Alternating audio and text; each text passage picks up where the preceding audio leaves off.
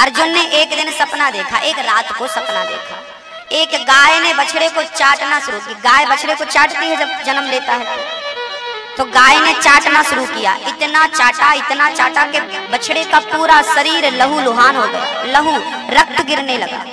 फिर भी गाय चाटती जा रही है। अर्जुन बोले प्रभु आज मैंने ऐसा सपना देखा, क्यों? तब भगवान बोले कि ये कलयुग में होने वाली रोजमर्रा की घटनाएं। प्रभु कैसे? मैं समझा नहीं। तब भगवान ने बोला कि गाय ने बछड़े को जरूरत से ज्यादा चाटा तो उसका शरीर लहू लुहान हो गया। ऐसे ही कलयुग के माँ बाप अपने बच्चों से जरूरत से ज्यादा प्यार करेंगे और वही प्यार बच्चों का भविष्य बर्बाद करके रख देगा। अब शास्त्र कहते हैं कि 5 वर्ष तक बच्चे से खूब लाड़ करो, प्यार करो। 5 वर्ष के बाद 16 साल तक बच्चे को थोड़ा डांटो, 18 साल तक बच्चों को डांटो। कहाँ गया था, क्या कर रहा है, पढ़ रहा है कि कमरे में मस्ती कर रहा है, जरा देखते रहो। हाँ, बुजुर्ग लोग तो एक भजन गाते हैं। मैंने कल कहा था कि दूध भी रखा है, शराब भी रखी है, तुम्हें क्या पीना है? कथा भी सामने है, गांजा भी सामने है, क्या लेना है देख लो, जिसको जो लेना है ले रहा है। पेड़ की छांव में बुड्ढे बुड्ढे बैठे, बड़ो एक्सपायरी डेट वाले।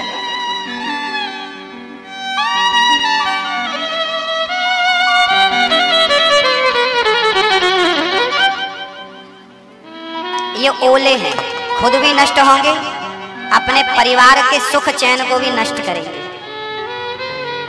मैंने सुना है गांजा बहुत महंगा था, सही है?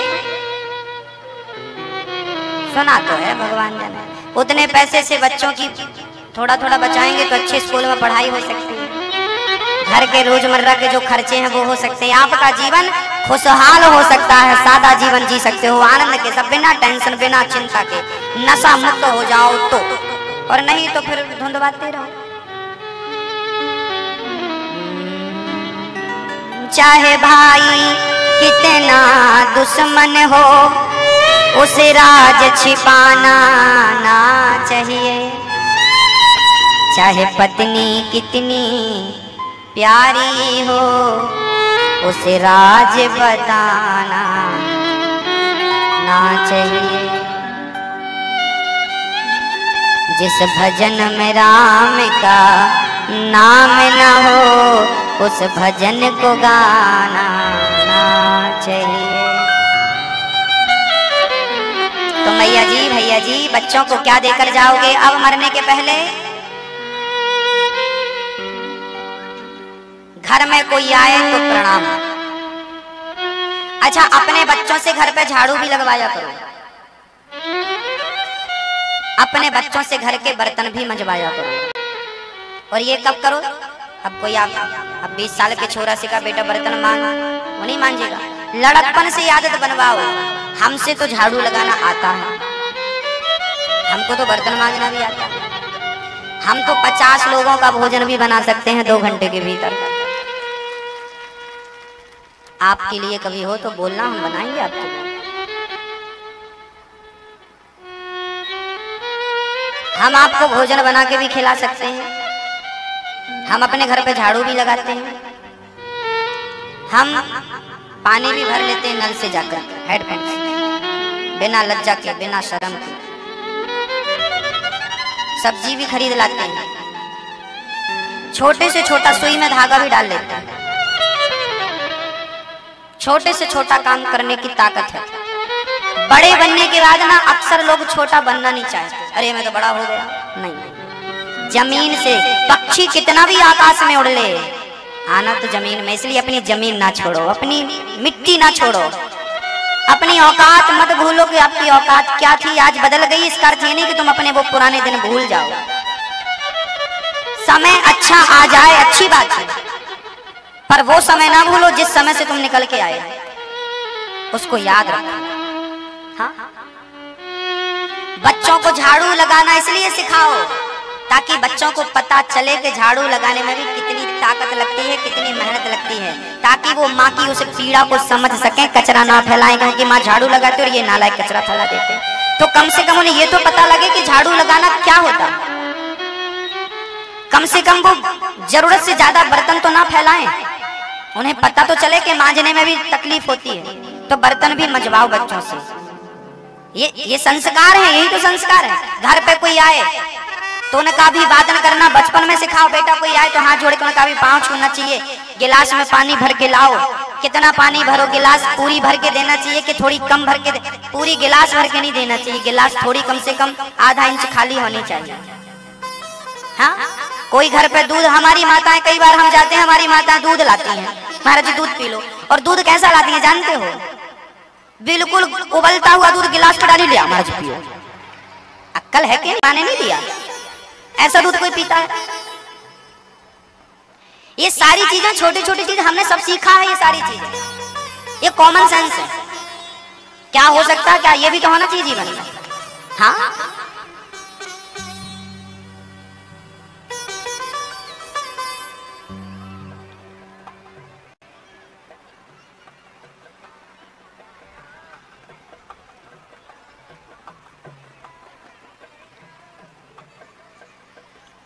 दौड़ के जाओ।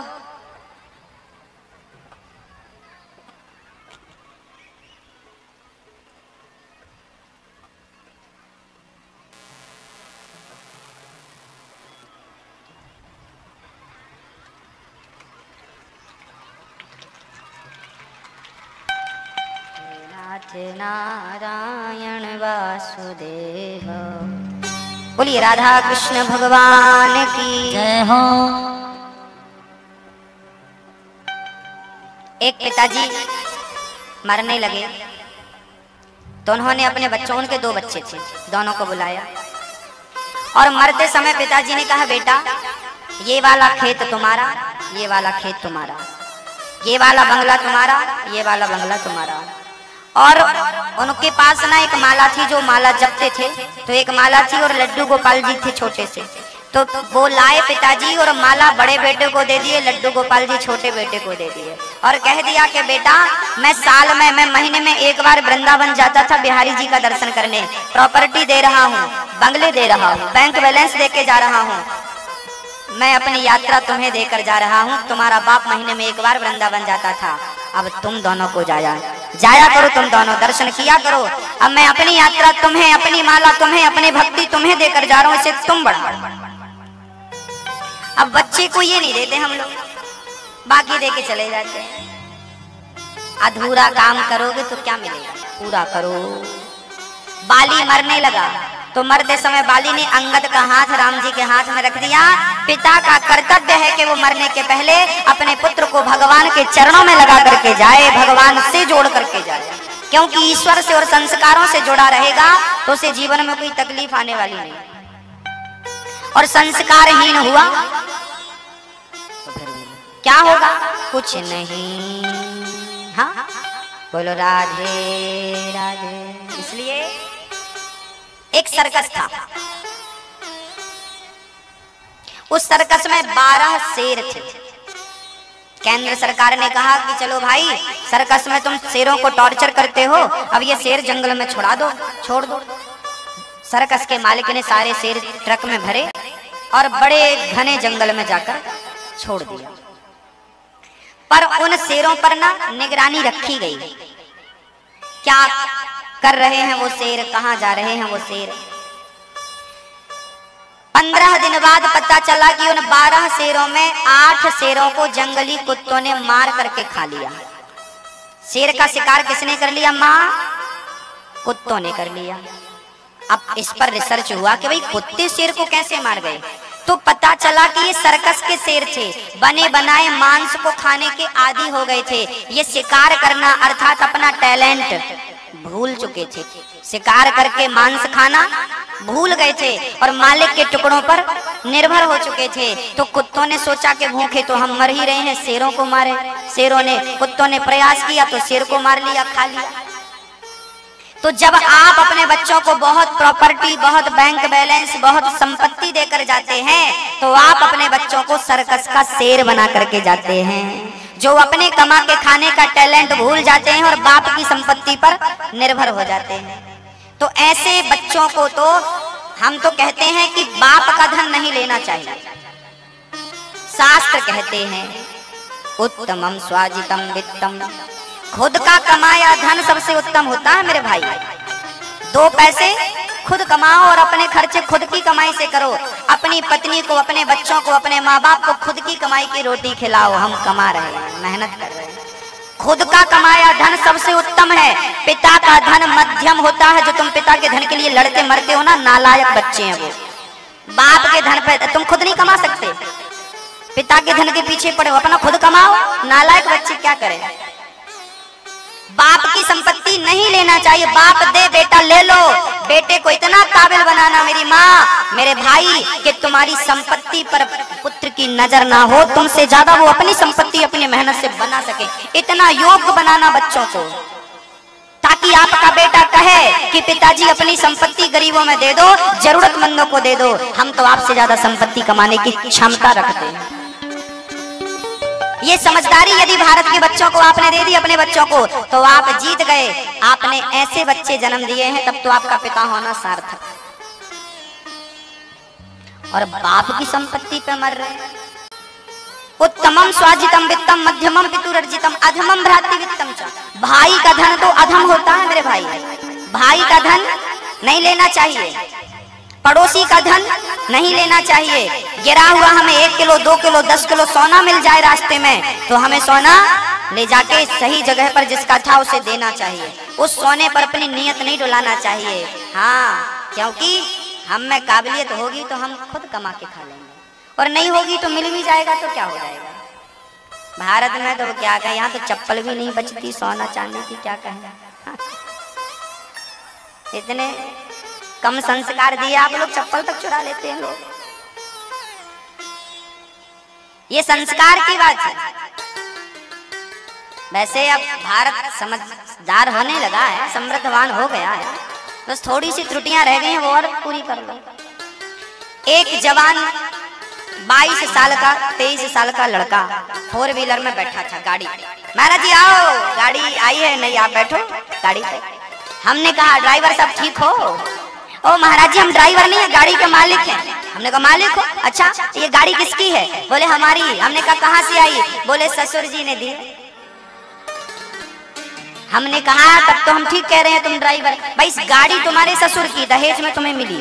गाड़ी ससुर की, तुम चला रहे हो तो ड्राइवर हुए। हाँ, गाड़ी का मालिक तो ससुर है, तुम तो ड्राइवर हो।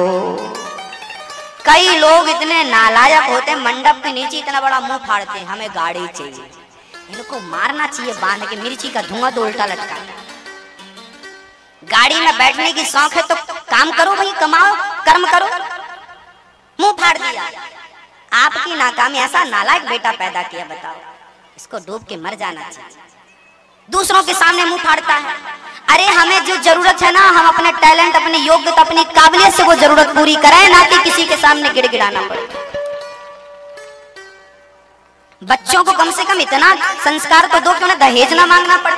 और आजकल के तो माँ बाप ही नालायक हो गए, ये बच्चों के लिए दहेज मांगते। हमारे छोरों को इतना दहेज, इतना। अरे योग्य लड़की मांगो, दहेज मत मांगो। धन नहीं मांगना, मांगे से, मैं नहीं कहता, शास्त्र कहते हैं मांगे से मरना भला, मत मांगो कोई भीख, बिन मांगे मोती मिले, यह सतगुरु की सीख। बच्चों को इतने काबिल बनाना कि उनके लिए दहेज मांगना, बोलो, दहेज मांगना ना पड़े। मांगोगे आप लोग? आप लोग तो मांगते हैं, चाहिए दहेज। पता नहीं कितने बड़े आदमी हो जाते हैं आप लोग दहेज लेके।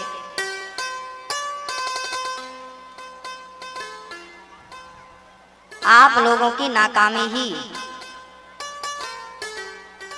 आपके बच्चों को बढ़ने नहीं देती।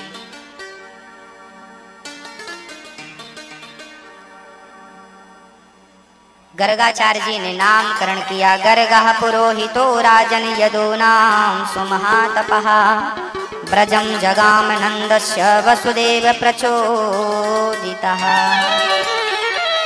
अयम ही रोहिणी पुत्रो रमयन् सुहृदयो गुणैः, आख्यायास्ते राम इति बलाधिक्यात् बलं विदुः।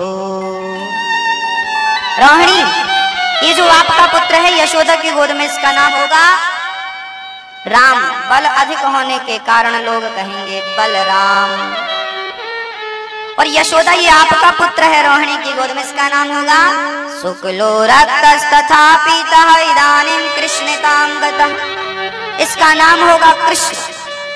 मैया बोली बाबा तेने कैसो टेढ़ो नाम रख दियो कृष्ण, मत तो बुढ़ापे में आपको नाम ही ना ले सकूं कृष्ण।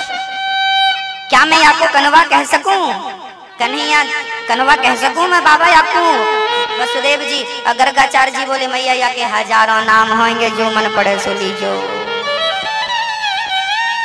नामकरण संस्कार हुआ, अब तो बड़ा दर्शन हुआ, बड़ा अद्भुत दर्शन। भगवान थोड़ा बड़े हुए, और जब बड़े हुए तो भगवान अपनी माँ को मैया मैया कहने बछड़े जाते हैं और पूरा दूध पी जाते हैं।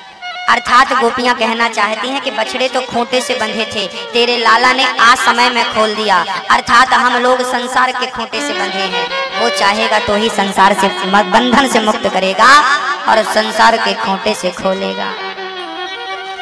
एक बात समझने की है मेरी माँ, कि जब तक आपका मन संसार से खोलेगा नहीं, तब तक ईश्वर में आपका मन लगेगा नहीं। आप लोग कहा करती हो ना कि हम आंख बंद करती हैं, ध्यान लगाती हैं, पर दिखते ही नहीं कुछ दुनिया के सिवा। क्यों? कारण है ना,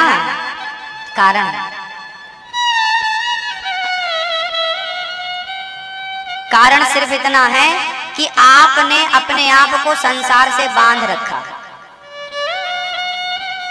और जब तक बंधे होंगे तब तक मंजिल कैसे मिलेगी? हाँ, एक बार क्या हुआ, कुछ भंगेड़ियों ने भांग पी। भांग, ये घटना है मथुरा की। मथुरा में यमुना जी हैं, तो भंगेड़ियों का मन हुआ कि चलो आज हम लोग यमुना के रास्ते प्रयागराज चलते हैं, क्योंकि यमुना प्रयागराज को गई है। यमुना तो भंगेड़ियों ने कस के भांग चढ़ाई, और रात का समय था, शाम को 6:45 बज रहे थे, 7 बज रहे थे, अब तो रात ही हो गई। बैठे नाव में भांग कस के चढ़ाई, और भांग के नशे में नाव में बैठे और रात भर नाव चलाई। सुबह हुई तो लोग स्नान कर रहे थे यमुना में। भंगेड़ियों ने कहा भाई ये घाट तो हमारे मथुरा जैसे ही है, क्या हम पहुंच गए रात भर में? तो नहाते हुए लोगों ने कहा पागल तुम मथुरा में ही हो। अरे मथुरा में, हम तो मथुरा में बैठे थे नाव में, वहां से रात भर नाव चलाए। अरे बोले नाव तुमने रात भर चलाई, पर नाव तो खूंटे में बंधी, उसे खोला नहीं तुमने। बंधी थी नाव खूंटे पे, और बंधी नाव को तुम रात भर खेते रहे, चलाते रहे। तो बताओ, तुम्हारा मन तो संसार के खूंटे से बंधा है, और तुम कितने भी माला जप लो, क्या होने वाला है? जब तक अपना मन संसार के खूंटे से नहीं खोलते हो, तब तक मंजिल प्राप्त कैसे होगी? तो पहले मन हटाओ संसार से, और कहाँ लगाओ? गोविंद के चरणों में गोविंद गोपाल गाते चलो। देखना इंद्रियों के ना घोड़े बढ़े, इनमें संयम के हरदम ये कोड़े पड़े। अपने रथ को सुमार्ग लगाते चलो, मन से गोविंद गोपाल गाते चलो। मैया जी, ओ मैया, आप गाती हो कि गोविंद गाया करो मेरी माँ। भगवान का नाम ही शांति दे सकता है, सुख दे सकता, जो चाहिए सब कुछ देगा। क्या देगा? जो चाहिए। करना क्या है? केवल नाम जपना है। काम करते रहो, प्रेम से नाम जपते, विश्वास के सहित जपो। मन को खोलना पड़ेगा।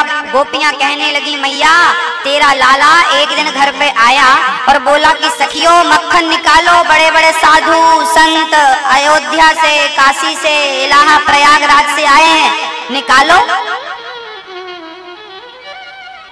हाँ, हम लोग सोचे साधु आए होंगे तो हमने अपनी मटकियां मक्खन की भरी निकाल दी, और बाहर आके देखा तो बंदर बैठे थे लाइन लगा के, और पत्तल डाल डाल के यानी सारो मक्खन बंदरन को परोस दियो, और कहते हो जाए कि पिछले जन्म में तुम की सेवा कराई थी, तुम सबन से सेवा ली थी, इस जन्म में पेट भर के खिला रहे हैं। राम जी के साथ बंदर भालू सेवा करते रहे, बेचारों को खाने को कुछ नहीं मिला। तब भगवान बोले थे अगले जन्म में सबको प्रेम से मक्खन खवाएंगे। आज सारे बंदर वालों मक्खन खा रहे हैं। एक सखी बोली, अच्छा जिस सखी का बच्चा, अच्छा भगवान क्या करते, जिस सखी का बच्चा छोटा सा था ना गोद में, तो कन्हैया जाते और उसके बच्चे को चिटकोटी काट देते, अच्छे कस को। अब बच्चा रोने लग जाता है, और जब बच्चा रोने लग जाए तो कन्हैया बोले कि देखो मक्खन नहीं दोगी तो हमारे बच्चों। एक दिन क्या हुआ, सखी अपने बच्चे को दूध पिला रही थी, कन्हैया गया बच्चे की टांग पकड़ के खींच दी गई। और कभी कभी छोटे छोटे बच्चों को गाल में 1 2 4 5 छप्पड़ जमा के भाग जाते भगवान। छोटे छोटे बच्चों को भगवान परेशान कर रहे हैं। गोपियां कह रही हैं ये बात, मैया तेरे छोरा ने हमारे छोरो को डुबा। एक दिन तो गजब हो गया, एक दिन तो एक सखी की छोरी सो रही थी, उसकी लंबी चुटिया थी, तो भगवान कृष्ण ने क्या किया कि वह सखी की चुटिया खटिया की पटिया से बांध दी कस के, और कान में जाए के भगवान ने कह दिया हौवा। और जब हौवा कहा तो बिटिया भागी, ओ मैया हौवा ने पकड़ लिया। और जब भागी तो चुटिया पटिया में कस गई, और उसको लगा हौवा ने पकड़ा, तो रोने मैया प्राण निकल रहे थे, हौवा ने पकड़ लिया। हौवा ने, मैया आई और चुटिया छूटी तो नहीं, कैंची से काटनी पड़ी, गंजी है गई। मैया ऐसो तंग करे तो छोरा। एक दिन हम सखियां यमुना में जा रही थी मटकी भरने के लिए पानी, तो तेरे लाला ने काकियों के ऊपर पेड़ पे चढ़कर हमारी मटकियों के ऊपर यानी पत्थर, बड़े बड़े पत्थर पटक दिए। और एक दिन तो हम मथुरा मक्खन बेचने जा रही थी, और तेरे लाल ने क्या किया कि निशाना लगाया कि मटकियों पर जो पत्थर मारा और सारो मक्खन नीचे गिरने लगा। ऐसे हाथ लगा लगा के सारो मक्खन खाए, दही पिए, छाछ पे नहाए। छाछ जब गिरे तो स्नान करवे लगे। सखी खूब बढ़िया नहाए हम, खूब ब्रजवासी, खूब सारी सखियां के। अब मैया बोली च्योरे लाला ये सखियां सच कह रही हैं क्या? कन्हैया बोले मैया इन सबन में एक की बात सच्ची ना है, सब झूठी एक नंबर की। मैया बोली सो तो मैं जानू कि कोई हरिश्चंद्र पैदा भयो है, बाकी तो सब झूठी है। मैया ने बोला च्योरे लाला तेरी शादी ना है वे की ऐसी तेरी करतूत है, कौन अपनी छोरी देवेगो? कन्हैया बोले मैया छोरी की समस्या ही नहीं है। क्यों? हमने शादी सेट कर रखी है। अब मैया घबरा गई, राम राम राम राम राम राम। छोरा ने अपने मन की कर ली और भाग गया तो चक्कर पड़ जाएगा। मैया बोली जल्दी बता दारी के कौन सी छोरी तैने देख रखी है, कहाँ की है? भगवान बोले ज्यादा दूर की ना है, बरसाने की है। अच्छा का नाम है बाको? पूरा नाम पता भगवान ने कहा, राधिका गोरी से बिरज की छोरी से, ओ मैया करा दे मेरो ब्याह। मैया बोली लाला उम्र तेरी छोटी है, नजर तेरी खोटी है, अरे कैसे करा दूं तेरो ब्याह? मैं नाय कराएगी वाली तेरो ब्याह जा। कन्हैया बोले ब्याह नाय कराएगी तो मैं तेरे घर को काम नाय करेंगे। कितनी अद्भुत लीला है, भगवान मक्खन चुरा रहे हैं। सखियां कह रही हैं मैया तेरो लाला बिगड़ गयो, या को जल्दी से इलाज नाय करेगी तो और बिगड़ जावेगो। सारी सखियां शिकायत कर रही हैं। और जब सखियां मटकी लेकर जाए ना, तो ग्वालन मटकी लेकर जाए तो भगवान मटकी तोड़ दे रहे हैं, माखन चुराए चुराए के खा ले रहे। जन्म लिया उसके कुछ दिनों के बाद मुझे जितने रोग थे फिर ज्यों की त्यों। ये उस माँ ने कहा। अब बताइए ऐसे एक आश्चर्य नहीं, मैं कितने आश्चर्य कितनी घटनाएं आपको कह सकता हूँ। परमात्मा आज दूर नहीं है मेरी माँ, याद रखना इसी पांडाल के भीतर है और मेरी हर बात सुन रहा है, आपके मन की हर बात वो जान रहा है, समझ रहा है, उसे सब पता है। अच्छा देखिए हनुमान जी का मंदिर क्या खुद नहीं बना सकते थे भगवान? पर भगवान भी करते हैं ना तो किसी को निमित्त बनाकर करते हैं। हनुमान जी क्या अपने हाथों से पुल नहीं बना सकते थे? बाण फेंक देते तो राम सेतु बन जाता। पर बंदर भालुओं को निमित्त बनाया कि नहीं कि तुम पत्थर उठाओ? नल नील को निमित्त बनाया कि नहीं? अब बताइए, कर तो भगवान ही सब कुछ सकते हैं मेरी माँ, पर वो निमित्त बना सकता है किसी को। सोचो कि यदि वो हमें निमित्त बनाना चाहे तो बताइए हम खुश नसीब हुए कि नहीं? आपको निमित्त बनाना चाहे, अब हमारे असौदिया परिवार की ओर से ये जो कथा आप सुन रहे हैं, तो देखिए भगवान को असौलिया परिवार को निमित्त बनाना था, कथा तो सुनवानी आप सबको थी, ईश्वर ने इन्हें निमित्त बना दिया। लो, तो निमित्त तो ईश्वर ने बनाया, किया तो उन्हें ना। मेरी माँ, जैसा कि आपको जानकारी है, मैं रोज कह रहा हूं, श्रीधाम वृंदावन में वृद्धों के लिए, उनके रहने के लिए आश्रम और एक मंदिर का निर्माण होने जा रहा है। यदि ईश्वर ने हमें निमित्त बनाया है, तो क्या आप इस निमित्त में सहभागी नहीं बन सकते? बोलो, बन सकते हैं कि नहीं? भाई, एक बंदर ने थोड़ी पत्थर रखा था, सारे बंदर भालुओं ने, गिलहरी ने भी धूल डाली थी, कल हमने आपको कहा था। भक्तों, राम का काम तो होना ही है, होकर रहेगा। निमित्त जिन जिन को बनाते हैं, ईश्वर की कृपा उन पर बरसती है। ईश्वर उन्हें संसार के हर दुख संकट से उबार सकते हैं। इसलिए मैं रोज कह रहा हूं आपसे कि आप जिनको सदस्य बनना है, आप थोड़े से खर्चे कम कर लो अपने जीवन के। अब बताइए, 21,000 रुपए आपके लिए बहुत बड़ी राशि लग रही होगी। जो आम जिंदगी गुजर बसर कर रहे हैं, उनके लिए बड़ी राशि हो सकती है, पर आप में से बहुत सारे लोग ऐसे हैं जिनके लिए पूरी जिंदगी में 21,000 कोई बहुत बड़ी राशि तो नहीं है। इस 21,000 की राशि से आप सदस्य बनेंगे तो आपका वो 21,000 वृंदावन में वृद्धों के लिए जमा होगा, और उस राशि के ब्याज से वृद्धों की 2 रोटी मिलती रहेगी, वृद्धों को रोटी मिलती रहेगी। अर्थात आप किसी वृद्ध को रोटी देकर जा रहे हैं।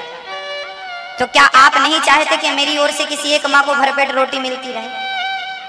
यदि चाहते हैं तो अभी देर नहीं हुई, इस निमित्त में आप भी सहभागी बनिए। सोचिए मत कोई पाप कर रहे हैं क्या, थोड़े से खर्चे बचा लीजिए अपने। जो करते हो, 100 रुपए की महंगी साड़ी पहनती थी, 100 रुपए की कम साड़ी पहनना। थोड़ा सा पैसा अपने आम खर्चों से निकालकर आप इस सेवा को कर सकते हैं।